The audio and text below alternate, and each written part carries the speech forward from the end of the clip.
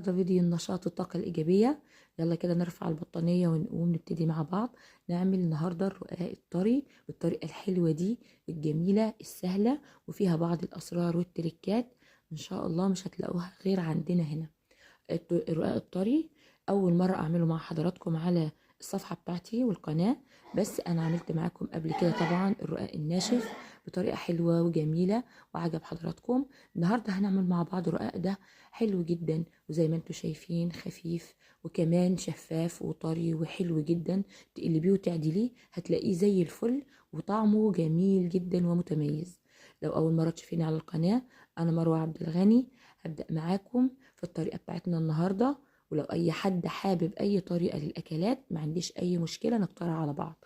في البداية كده أنا معايا 4 كوبايات من الدقيق الأبيض خاص بالمخبوزات، معانا كمان معلقة صغيرة هرمية من الملح